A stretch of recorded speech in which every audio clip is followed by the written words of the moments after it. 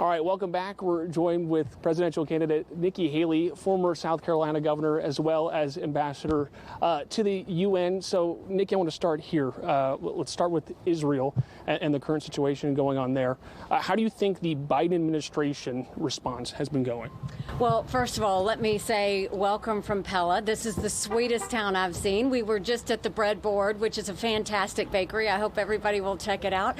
You know, the world is on fire. I mean, you really look at it, and there's a lot of issues going on. But why did this all happen? This all happened because Joe Biden was weak in Afghanistan. He was slow in Ukraine. We saw him pandering to Iran, and we see him absent at the border. And so the world is less safe. And, you know, what I'll tell you is we saw horrific scenes of what happened in Israel. We saw what Hamas did. I dealt with Israel, the Palestinians, the Chinese, the Russians, the Iranians every day for 2 years. And what I can tell you is that this is serious. And I think that we need to support Israel. We need to have their back. We don't need to tell them to have a ceasefire. We don't need to tell them to show restraint. We need to let them eliminate Hamas. And we should have three priorities. One, support Israel with whatever they need. Two, eliminate Hamas. And three, make sure we do whatever it takes to get our hostages home.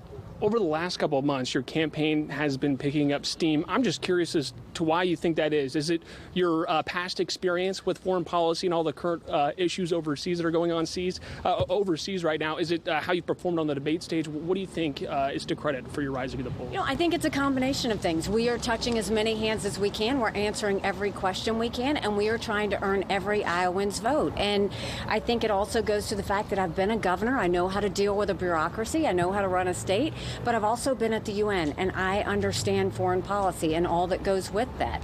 I'm a mom. I'm a military wife, so I understand the sacrifices of military families. And I think that more than anything, I'm an accountant, and I know that our inflation and our debt's out of control, and we've got to start fixing it. And we are seeing Democrat chaos, whether it's, you know, through inflation at the grocery stores and the gas station, to lack of transparency in the classroom, to crime on our streets, to the border, or to the threats around the world. And you don't fix Democrat chaos with Republican chaos. Now is the time for a new generational leader that's going to bring stability and strength back to America. And I think people see that, and we're going to continue to spread the word. Get used to this space, because I'm going to keep coming back. So you mentioned we're in Pella. Iowans, they're going to tell you what's front of mind. You've been going through towns like Pella, too, over the last several months. What are some of the issues that Iowans have been bringing up when you're asking? What do they think about day to day when it comes to who's in the Oval Office? They really feel inflation. I mean, they feel it when they go to the grocery store. They feel it when they go to the gas station. They feel it in their mortgages with interest rates going high. And they see it with the lack of discipline in D.C. and the fact that no one's trying to pay down debt. No one's trying to put more cash in their pockets. So that part they're really frustrated about. They're very concerned about the border. I mean, they know the fact that any time what happened in Israel could happen here, and they're worried about the fact that no one's doing anything about it. And then, you know, before they were talking a lot about China, but now they're talking a lot about China and Israel. And so I think Iowans get it. They get the fact that this is a time for a new direction, and that we can't have all this chaos around us. At some point, we've got to start paying attention and getting serious about what needs to happen. Last question for you. I appreciate your time today. So with these segments, we've been talking to different presidential candidates. We give them 30 seconds at the end as to why they're the man or woman for the Oval Office. So what's your 30-second pitch to Iowa? You know, I said that when somebody asked me why I was running, I said my parents came here 50 years ago to an America that was strong and proud and full of opportunities. I want them to know that country again.